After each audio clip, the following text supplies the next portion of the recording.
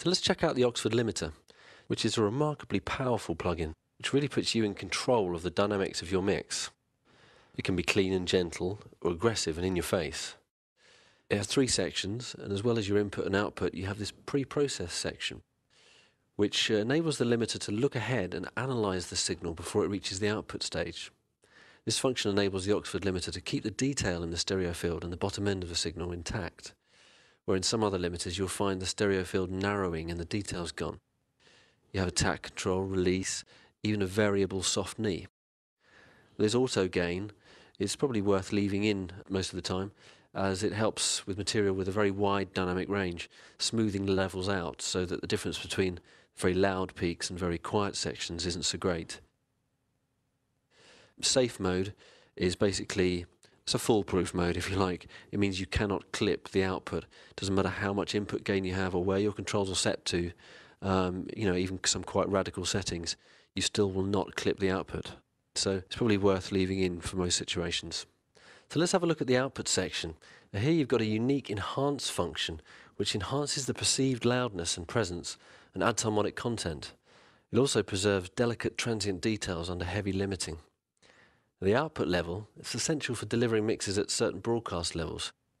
You can still be in control of how much energy your mix has by how hard you drive the input stage.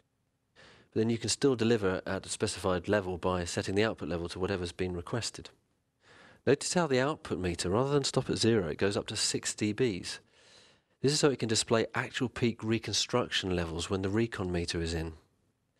As well as displaying these intersample peaks, it will actually repair them with the auto comp button. And finally, there's a comprehensive dither section with 5 different dither types with variable depth. So let's have a listen to it. We're going to take this one out just for dramatic effect. So the thing to watch here is the meters. Now look at the average level of the meters. There's a fair amount of dynamic range there.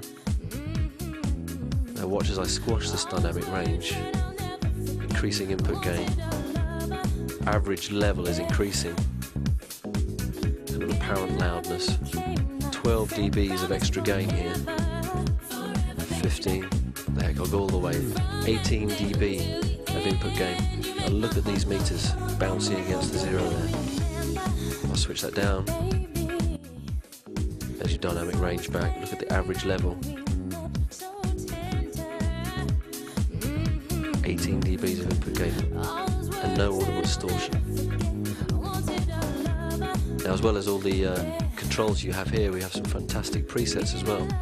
Some very sensible presets like clean, gentle, safe, and some not so sensible presets like hot and pumpy, which is what created the effect. Very fast release. That's because the auto gain button's not switched in. Depends on your style and what you're trying to achieve. You've also got things like slammer, jazz. We've got some classical recording presets, bass distortion, avoid reconstruction errors. So really quite a lot of presets on the Oxford limiter, which is a professional limiter with a comprehensive set of controls. So the Oxford limiter features an enhance section to increase perceived loudness, a reconstruction meter which shows actual signal rather than sampled signal. It has attack, release and variable soft knee controls, a comprehensive dither and noise shaping section, and comes complete with many factory presets.